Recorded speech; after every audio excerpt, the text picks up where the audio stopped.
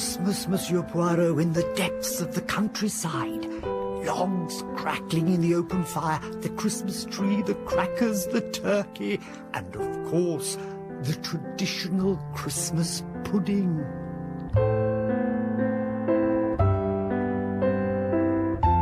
We present John Moffat as Hercule Poirot in Agatha Christie's The Adventure of the Christmas Pudding.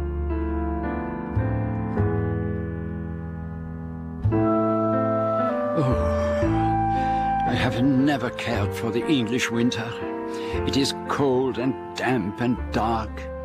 Over the years, I have learned that the only way to survive is to shut myself up in my apartment with the radiators turned up and draft excluders everywhere. So, you can well imagine my horror when Mr. Jesmond, that most polished and discreet of diplomats, actually proposed that I should spend Christmas in an English country house. Parts of it actually date from the 14th century. No, in the winter I do not leave London, except perhaps for Egypt or the Riviera. I do not think you quite appreciate what a very serious matter this is. The future of His Highness, and indeed of his entire country, rests in your hands. By Mr. Jesmond's side sat an olive-skinned young man who gazed down at his well-polished shoes with an expression of the utmost misery. Let me, to employ a rather tiresome phrase, put you in the picture. His Highness, as I'm sure you are aware, is the only son of the ruler of a state whose interests have always accorded with those of Great Britain. Recently, the country has been passing through a period of some unrest, led by factions opposed to westernization. A public scandal would inevitably play into the hands of the forces of disorder and revolution. And His Highness has my heartfelt sympathy, but what has this to do with... His Highness has recently become engaged to a young woman of his country, and on the occasion of their marriage, she is to be given a precious ruby, centuries old, known as the Heart of Fire. The Heart of Fire? I believe I have heard of it. A month ago, His Highness came to England to take the ruby to Cartier's so that it could be given an appropriate setting. Unfortunately, at a cocktail party, he happened to meet a rather attractive young lady, and he decided to have, as I think you put it, one last fling. Precisely, Monsieur Poirot. As a reward, she was to be given a diamond clip from Cartier's, which she would choose when he called there to collect the Heart of Fire. And the young lady perhaps happened to notice the legendary ruby. Oh, yes. She was fascinated by it. And she asked if I would permit her to wear it, just for one evening. And you agreed, Your Highness? Oh, how could I refuse her? We went out to a nightclub, we danced, and we were very gay. And then she left our table to powder her nose. And she did not return? She did not return. And did you call in the police? Oh, no. Why not? They can be very discreet, the police, and they are better equipped than I am to carry out an investigation of this kind. It is quite out of the question. If we involved the police, it would inevitably result in proceedings in court. His Highness is very young. It would be a great pity if his whole future were to be blighted for one youthful indiscretion. Have there been any notes of ransom, any suggestions of blackmail? Nothing. The girl and the ruby both seem to have vanished into thin air. And you wish me to recover it, this ruby? I need hardly tell you how greatly your cooperation would be appreciated in the highest quarters. There is just one thing. Perhaps I am being excessively stupid, but I do not see the connection between the theft of this ruby and my having to spend Christmas in a drafty old manor house. Oh, there will be no drafts at King's Lacey, I assure you. There is all-fired central heating and a splendid hot water system. Radiators in every bedroom. You may even find the house too warm. No, that is most unlikely. But I still do not understand. Why am I to go there? Well, you see, Monsieur Poirot, when the young lady was in His Highness's apartment, he just happened to overhear... She had no idea I was there. She thought I had gone out. Of course, His Highness did not intend to eavesdrop. And I heard her say on the telephone the words, King's Lacey, December 21st. And was she giving someone this information, or was she being instructed to go there? I do not know. It is not very much to go on. It may have nothing to do with the theft of the ruby at all. Ah, but there is something more.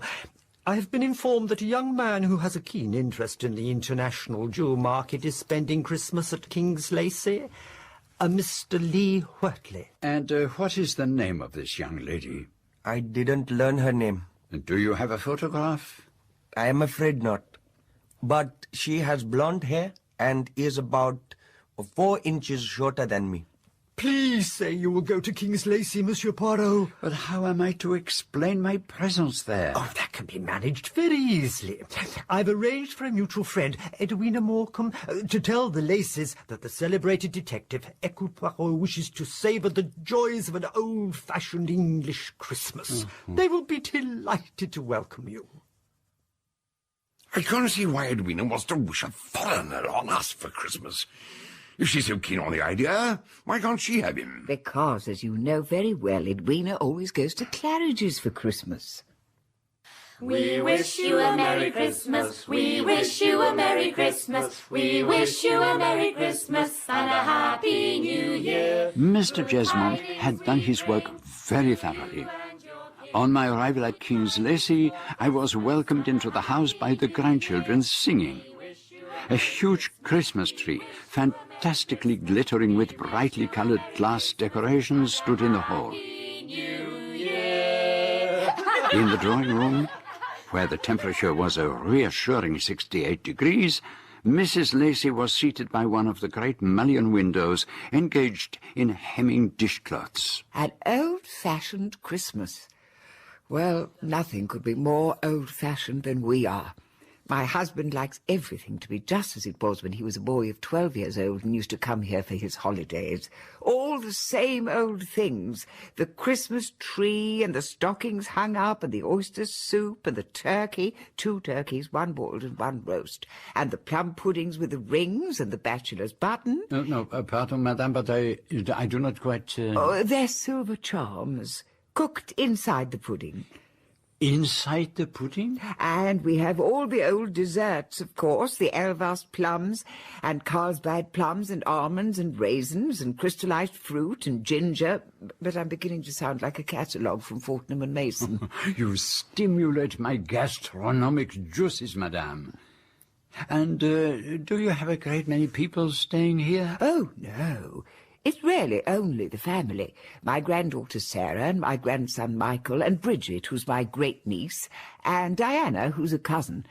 The poor girl's a widow and she's only 22. She particularly asked if she could come and stay with us. And there's David Welling, who's an old family friend. Was one of these young women the girl who had stolen the Heart of Fire? Was it perhaps Sarah, who I had already noticed was blonde and rather provocatively attractive? To tell you the truth, Monsieur Poirot, we are having rather a problem with Sarah.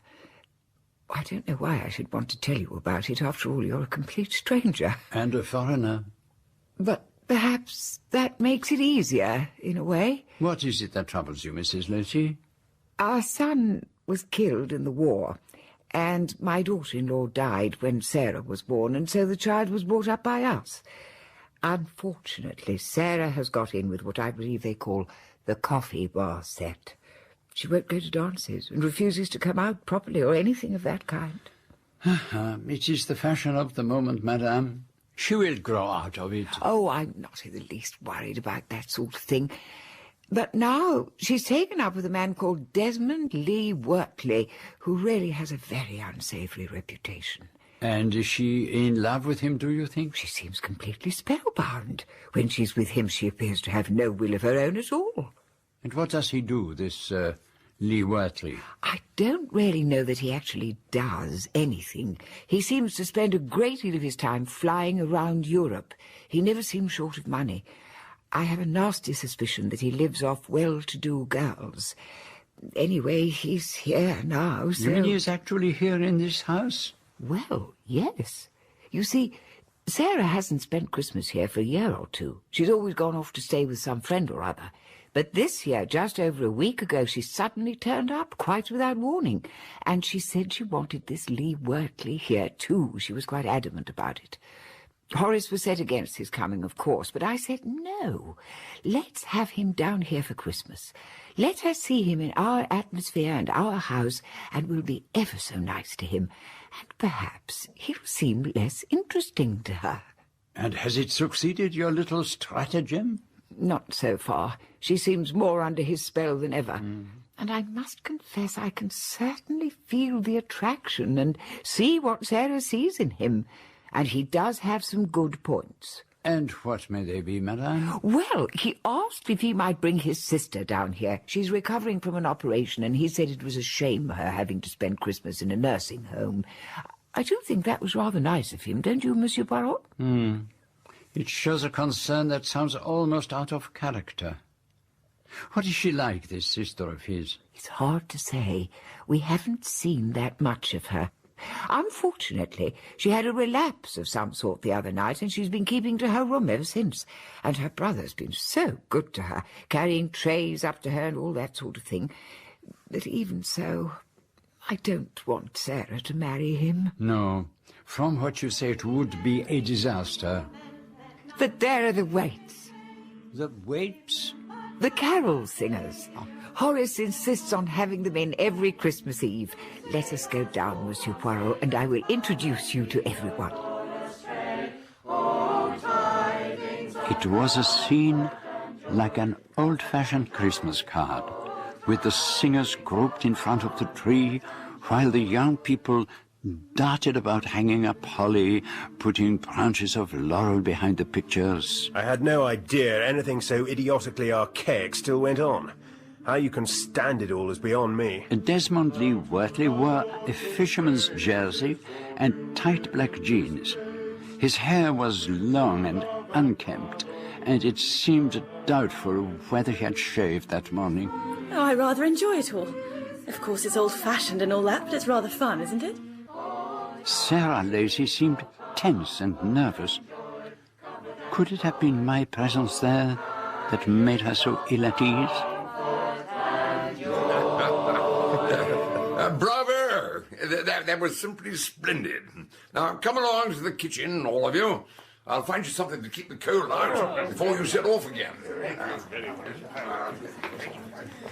Look, sweetie, why don't we sneak off to Market Ledbury, have a drink at the White Hart? There's a limit to how much Christmas cheer I can stomach. I was quite enjoying it all. You must be kidding. You can't possibly enjoy all this sentimental tosh. It's like something out of Dickens. Yes, I suppose it is rather childish of me. We'll go, if you like. I do like. I'll go and get the car. You don't mind, do you, Anne? No, of course not, dear.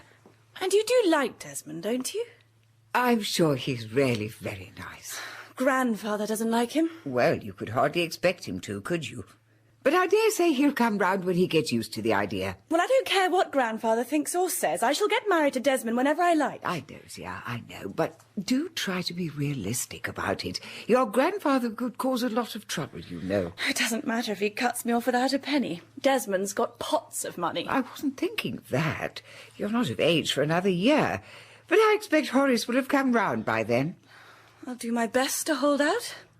You are on my side, aren't you? I only want you to be happy. But here's Mr. Lee Wortley with a car. I rather like those very tight trousers young men wear nowadays. They look so smart. Only, of course, it does rather emphasize knock knees. I went up to my room to change for dinner, and then I heard the sound of an aeroplane flying low overhead. There must be an airfield somewhere close by. The Lacys had very kindly arranged for a telephone to be put at my disposal. It was understood that the famous detective was engaged upon a case, and I thought it was time to share my thoughts with Mr. Jesmond.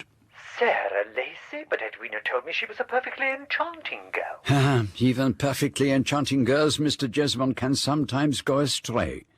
She seems completely infatuated with this Lee Wortley, and I understand she works for one of the London embassies. It would have been very possible for her to make the acquaintance of the Prince.